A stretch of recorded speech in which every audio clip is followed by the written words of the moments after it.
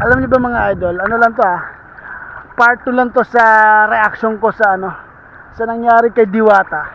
Napakatindi naman yung yung complainant ni Diwata way back 2018 mga idol, come on, 2024 na. Putang ina. Nakitaan mo lang na umasenso yung tao at kayong mga hindot kayo, pinupuntirya nyo si Diwata. Kasi nga mapera na mga lodi. Wala namang problema dun sa sa kaso.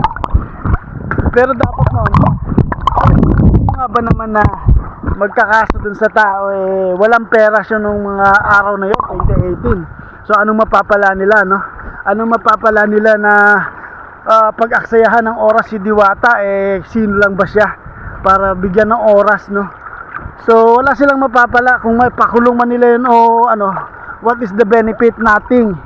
Pero this time naghabol sila 2018, 19, 20, 21, 22, 23, 24, 6 years mga idol. Wow, si Diwata sikat na sikat. So nandito yung mga damuhong hindot para tuligsain si Diwata at perahan. At ang akala nila is magtatagumpay sila, So maraming nakabackup kay Diwata, ako naman hindi supporter ni Diwata. Isa lang akong ordinaryong Pilipino at ordinaryong OFW na nagsusumikap din sa buhay, na isa ring walang wala hanggang ngayon. Sana magkaroon, i-share nyo tong video na to at makarating kay Diwata. So shout out lang sa mga damuhong pakilamero sa buhay ni Diwata. Suportahan na lang natin yung tao. If there is mga pagkukulang siya sa business, siyempre on the process na yun, First time niya naman mag-booming ganung business, kahit sino naman, Kung may nais siyang i-comply, i-comply niya yung lahat. Kaya huwag tayong magmadali.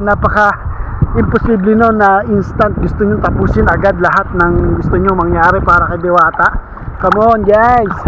At sa isang damuhong nag-complain kay Diwata way back 2018, kung nasaan ka man ngayon, diyan ka na lang gago.